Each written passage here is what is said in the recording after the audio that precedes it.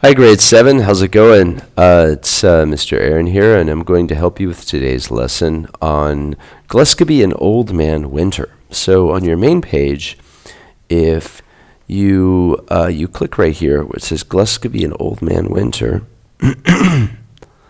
a file is going to open. And notice it might look kind of small, so what you want to do with this is zoom in a little bit. So maybe make it 200%. All right, so you notice the name Gluskabe. It's a strange name. It's not a common name. And Old Man Winter. It's also kind of strange. Well, this is because this is a tale from Native Americans. These are the original people that lived in what is the United States hundreds of years ago. They were from a tribe in the northeast of the country called the Abenaki. And we will have some files uploaded for you on them. All right, so the author, Joseph Bruchac, he is a person who's very interested in this culture, and so he has written plays for young people on them. And so this is a famous tale for their people that he has retold. So it's not a real story. It's fiction. It's not a real story, but and it's something from, again, the Native American culture of the United States. So note if we look speaking roles. Now you see the narrator. It's the first one is actually going to introduce the play, Gluskabe, which is this guy, Grandmother Woodchuck, human being, Old Man Winter, and there's 4 people, and there's 4 crows. Now there's some non-speaking roles. Now you think, how can you have a non-speaking role? Sunflower plant. Well, so when you're going to produce a play in front of an audience, which actually we can't do right now because we're all stuck in our houses because we're quarantined from the coronavirus. But assuming there's not a global pandemic happening, you won't be stuck at home. You'll be in school, and let's say you want to perform this play in front of the school. Okay, well, you're going to have a stage, and then you'll have a set. This is the construction on the stage, the set. And then you'll have movable items like maybe a phone or a box or something. That's called a prop. So set and prop. Set is what you make the stage out of, and prop is something you can move with your hands to show something. So you have sunflowers and plants. So these are actually characters. They're like, imagine you, and you would dress up as a sun or a flower or a plant. Remember, this is a play that's intended to be performed for people, for an audience. Okay? So, critical viewing. What is Gluskabe's attitude toward Old Man Winter, shown in white in this picture? So here's Old Man Winter. Take a look at Gluskabe. How do you think he feels toward or about Old Man Winter based on this picture?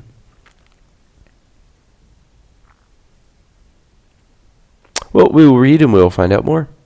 So today we're going to read the first half, and then tomorrow we'll get to the second half. So notice it says scene 1. When you say, what is a scene? Well, if you have a notebook, please copy this down. So again, if you have a notebook, these are words that you want to copy down. So we've already said there's set, S-E-T, and props. Now here we have another word, scene. Well, you have something seen and acts, okay? A scene. A scene is a small part of a play. So you have scene 1, scene 2, scene 3. An act is a much bigger part of a play. Now this is a very short play. It's only 6 pages. It's very small. So no, you won't have acts. You just have scenes. So what is a scene? Why do you have scenes? Well, let's say in one scene,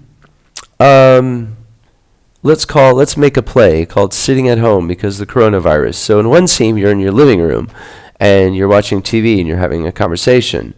And in the next scene, you're in the kitchen and you're waiting for pizza to be made, to come out of the oven. Okay, so that's a second scene. So it might be because you changed the location. It could be because different characters will come in or leave, and that might change the scene also. So it's kind of like a breaking point in the play. So let's see scene 1. Now, these, see how it's in italics? The letters are a little bit slanted. That's called italics. So that's because these are stage directions. Okay, here's another word for you. Stage directions. Stage directions tell the actors what to do. They tell the people who are making the play what people should wear, what they should look like, how they should be sitting. So Gluskabe and Grandmother Woodchuck's wigwam, Gluskabe and Grandmother Woodchuck sit inside with their blankets over their shoulders. So this tells me if I'm going to put this on this play, I need to have blankets and people sitting. Right? So now the play will start. Narrator. So the narrator isn't going to be a physical character. Probably, might be, but not necessarily. The narrators might just be a voice that you just hear over. So imagine that. A blank stage with two characters with blankets on them sitting. And the voice appears. Long ago, Gluskabe lived with his grandmother, Woodchuck, who was very old and very wise. Wise means she's very smart. She has lived a long time, so she knows how the world works. Gluskabe's job was to help the people. It's an interesting job to help the people. It's kind of like a teacher. I'm here to help people. Or if you're in a classroom assistant, maybe a leader in the classroom of your group. You're there to help people. Well, here's Gluskabe. His job is to help people too. So now the word characters. Characters just means all the people that are going to appear in the play. So here's Gluskabe. It's very cold this winter, Grandmother. Grandmother Woodchuck. Ni yayo, grandson, which means in their language, you are right. Gluskabe then says, the snow is very deep, Grandmother. And Grandmother Woodchuck says, Ni yayo, grandson. What does ni yayo mean? You're right. That's what it means. You're right. You learned something new in their language. This is a Native American language. It's a language that's not spoken really anymore. So Gluskabe then says, it's been winter for a very long time, Grandmother. And what does Grandmother say? Ni yayo, grandson. But look, here comes one of those human beings who are our friends. Okay, so it's just human beings. So if by that, it means these people might not be human beings. We don't know. We're just getting into this story. So the human being says, Kwai kwai, nidobok, which means in their language, hello, my friends. And Gluskabe and Grandmother Woodchuck say, Kwai kwai, nidaba, which we just learned means, hello. So the human being says, Gluskabe, I've been sent by the other human beings to ask for your help. This winter has been too long. If it does not end soon, we will all die. So here in the UAE, a long winter is not a problem. A bad summer is a problem. Imagine a really hot summer where there's absolutely no rain. And maybe, there's like a long time ago, it was a struggle to be to go through the summer.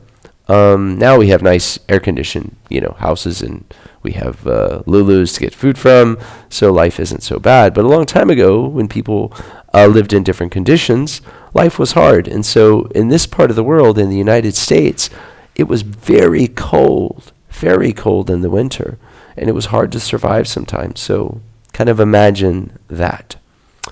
Okay, so Grandmother Woodchuck says, be careful, Gluskabe. Gluskabe says, don't worry, Grandmother.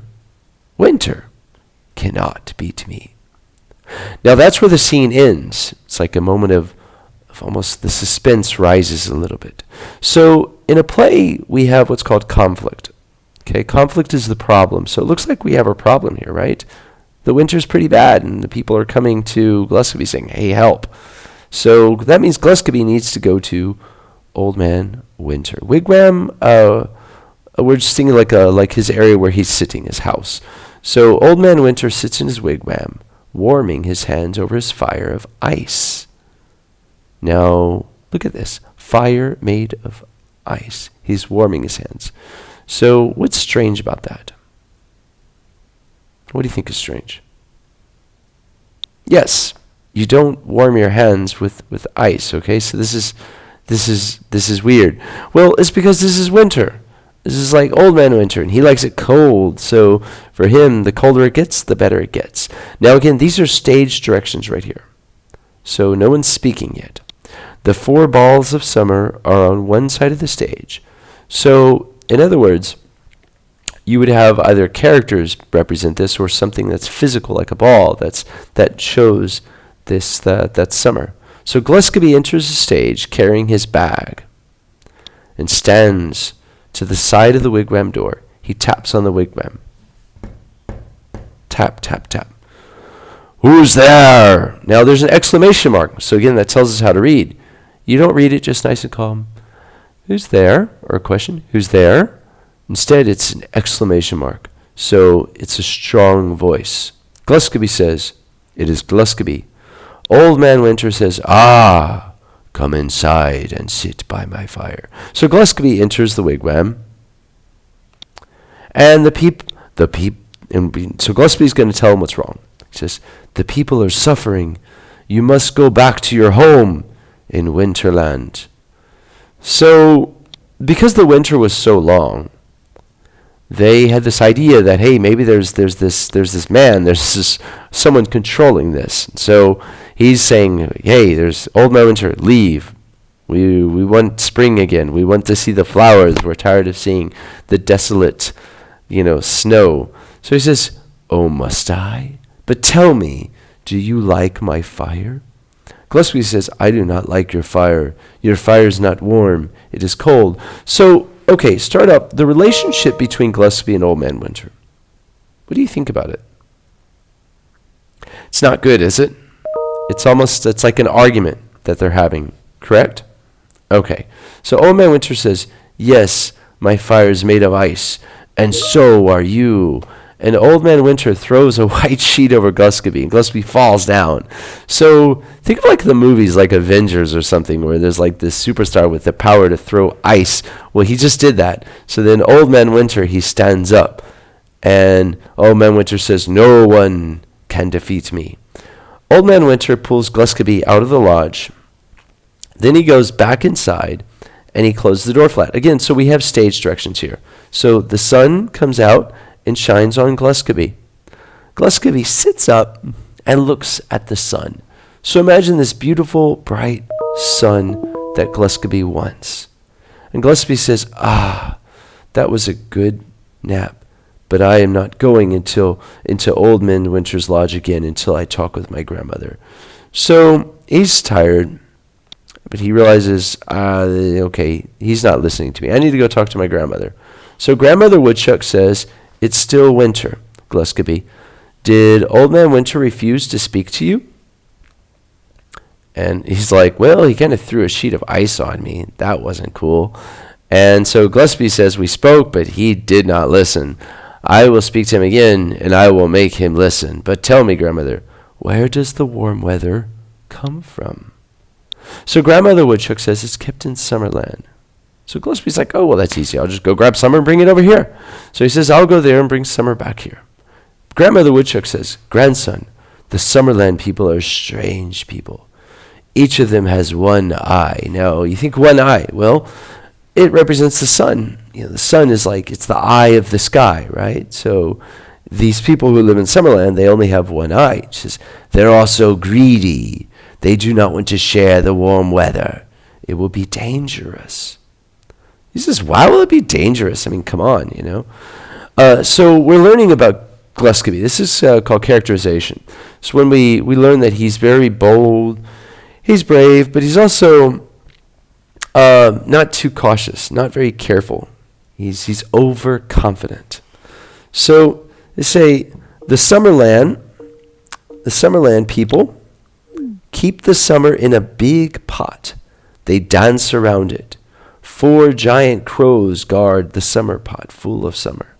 Whenever a stranger tries to steal summer, those crows fly down and pull off his head. Whoa. So there's why it's dangerous. He can actually lose his head. So Gluskabe says, grandmother, I will go to Summerland. I will cover up my one eye and look at the people and look like the people there. So he's going to walk around like this. And he's going to take around like four balls that kind of look like like what they have, okay? So that's what it is. Now, Sinu is it's a tendon of the body, any source of power or strength or something like that. So, all right, so Gluskabe picks up the 4 balls, places in his bag, and puts the bag over his shoulder, all right?